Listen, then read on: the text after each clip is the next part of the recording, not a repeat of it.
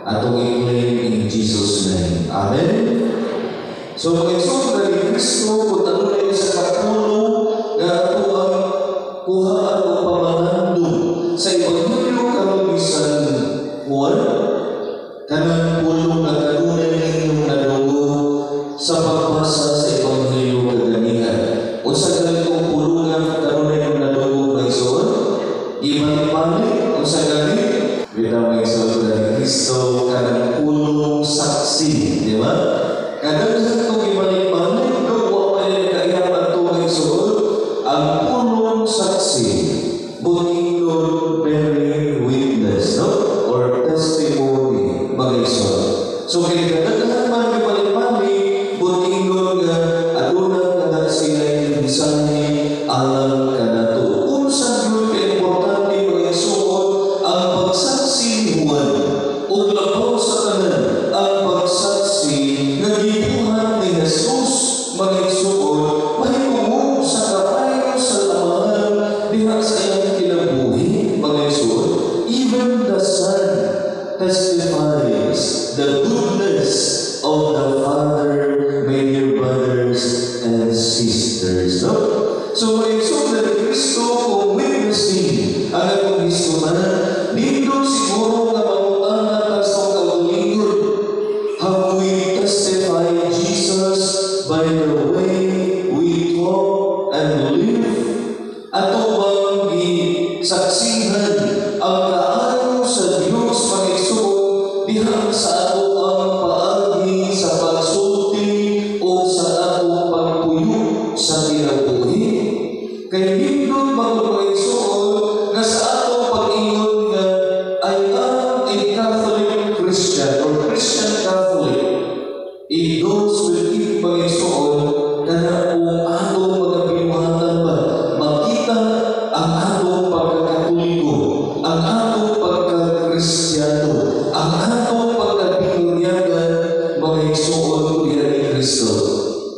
Niingon magod si Gandhi mga igsoon nga I love Christ but I don't like Christians. So, ganun man nga love niya si Christ tungkol kay nakita niya na Kristo ang tanan maayo mga igsoon. Pero dili tanan Kristiyano nagbuhat sa unsay gibuhat ni Kristo. Dili tanan Kristiyano sa igsoon naghimo sa unsay gihimo ni Kristo. Mao na kahagit alang kanato ang pagka-Kristiyano.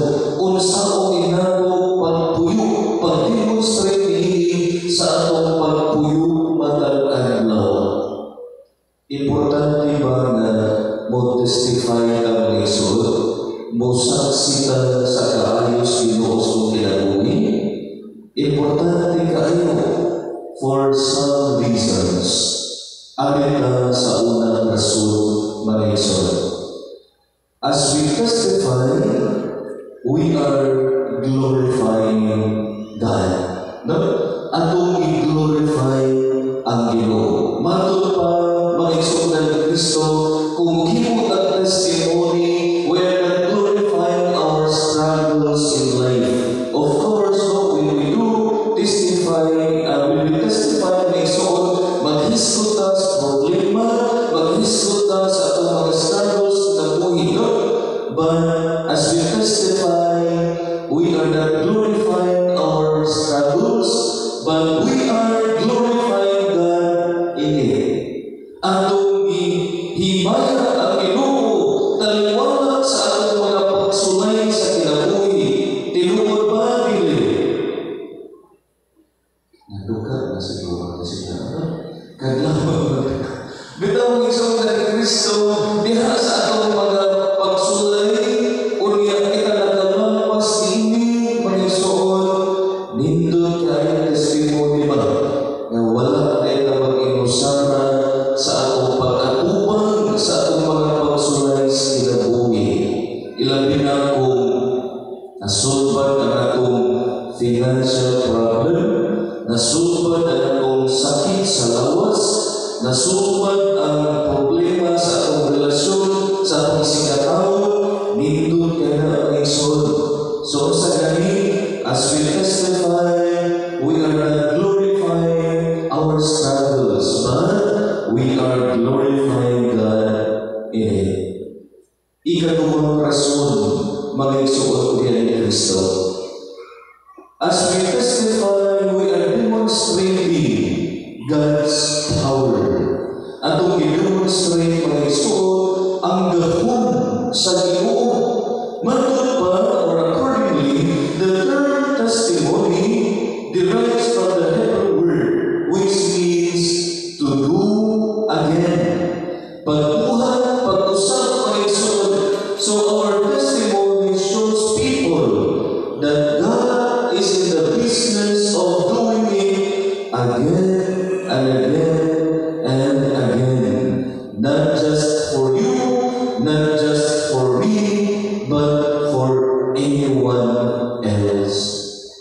He has his very valuable reasons why God should do it again and again. Pag-isoto na ni Kristo, ang Ginoo kanunay nagtanaw sa unsay makaayon kanato. Mo bitaw na pag-isoto many times ang nagbibiya niya pinagi sa atong pagbuhat og sama, pero daghang mga panahon o padayon nga bubuhat si Kristo sa paghatag sa pasaylo, sa pagpakita sa gugma nga kanato. Kung kita padayon usab nga modukon o modalup kaniya tungod kay ato na realize nga kung wala'y Ginoo sa atong kinabuhi, wala yun tayo mahimo.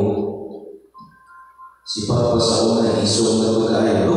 O niya, kanap itong hadlok kayo niya, pero mebot ang punto sa iyang kinabuhi, labi na sa iyang tiguang na yun siya ng isod, nga nawagtag ang iyang kaisong, gipulihan o katalaw, buting nun nga, ang ato ang human strength, adunay limitasyon, moabot rin ang panahon, bisag unsa kaisong mga isod, moabot rin ang panahon nga, butalaw na, ilabi na sa mga pagsulay sa kinabuhi.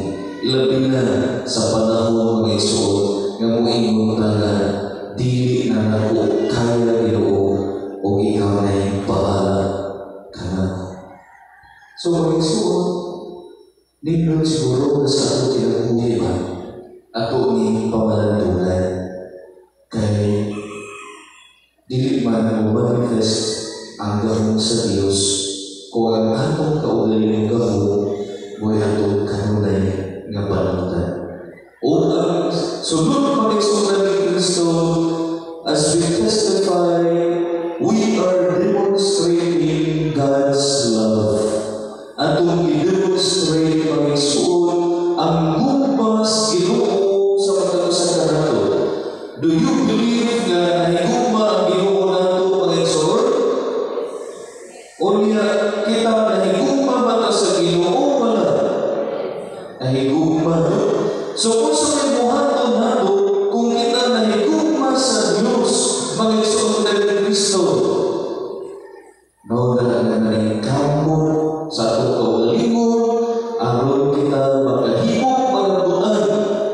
Nga bisan dili ka kasukli sa nagugugma, at least mag-isunod nagpakita nga gitagaan nato value ang iyang gugma nga rin nato pinaagi sa atong pag-igugma sa atong kaugalingon sa atong ising katao mga igsoon.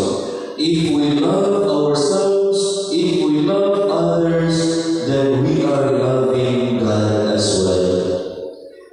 When we truly believe that God is working all things for our good, we begin to experience the relentless love of God pursuing us over every mountain and valley. So magigsuon ko na ni Kristo, kung nituong kita nga nilihog ang Diyos sa kalambutan, na makatuubot na magigsuon, we begin to experience the relentless love of God. Nga ang Ginoo magigsuon sa iyang gugma, wala yun ay pagluhan. Mga tinawag ka, nga dili po tatanguluhan sa atong pag-igugma kanina o atong pag-igugma sa atong isikataw. I don't believe mga isuon na mga isuon at gugma ang iyong si pastor dapat sa mga adlaw bumanifesta sa atong pag-igugma sa Diyos o sa atong pag-igugma sa atong isikataw as long as buhi pa na ni kalibutan. Dali ka ba yung nagsukiwan gugma? Last Saturday yung isuon, di akong iwan sa ikasabagan. The main reason na nagpakasal mo tungkol kay nagkahigong maayo mo sa usan-usan. Pero the same question question na I'll be asking sa inyo karon lesson. Do you believe that this word love is sacred? Mutuo ba mo mga isuod nga sagrado ang pulong gugma? Mutuo dili. Ngayon sagrado man ang pulong gugma. Because love is God and God is love. Ang gugma Diyos o ang Diyos gugma mga isod. Mawag nga, let us be careful in uttering the word love. Nga naman mga isod, posibleng nga maingong talaga I love you, pero hindi ay kinasing-kasing. Posibleng nga maingong talaga I love you, pero hindi ay tinumpod sa gugma mismo, kung hindi tinumpod sa kaulan sa tao. Diba? Panaglitan ba na ko, mga bito, no? O niya, ingon ba ko sa akong ipangyaman na langit na nahigugma ko nimo. So now, you are desecrating the word love. We are, I am, desecrating God Himself, believing that God is love and love is God.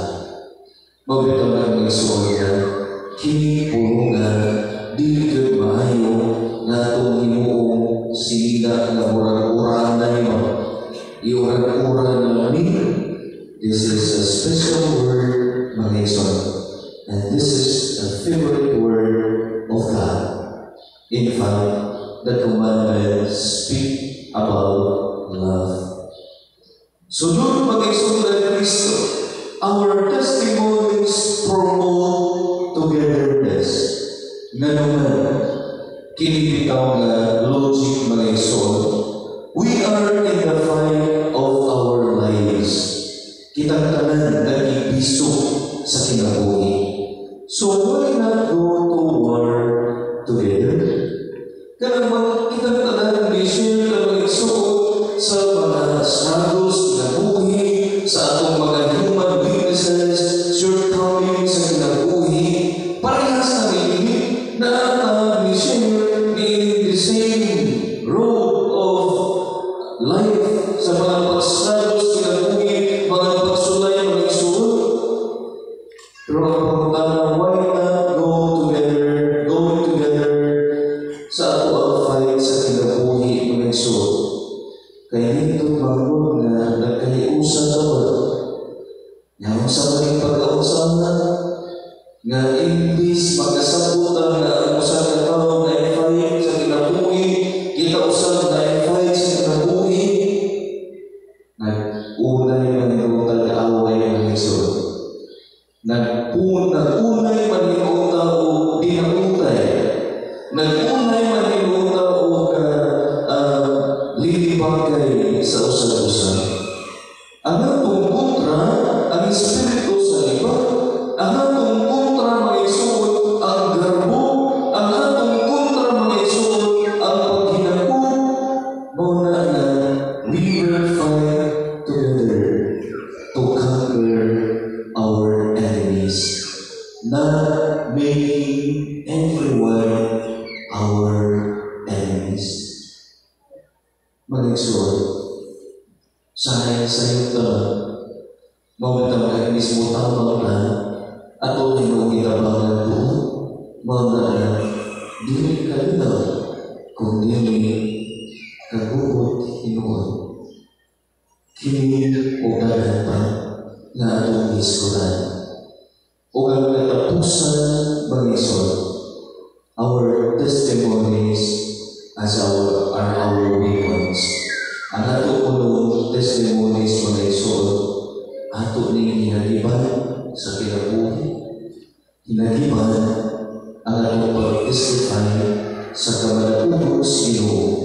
Hinagiban mga isod na sa atong mga fights kinabuhi, magmalaugos kulita kung uwanan nato pag-ambot umanan sa atong pagsali, pagtuo sa Diyos na with God, with Jesus, with Mama Mary, and with all the holy angels and saints, we will win this fight of life, mga Iso. Amen? Mga Iso, pagkakilala ito sa Panginoon Kristo na umani sa kalangunan, ang pagsaksi o pagdala sa kawasan sa talang katawan, mo sa aming mga kilala, umari ka o sa kanyang Ginoo.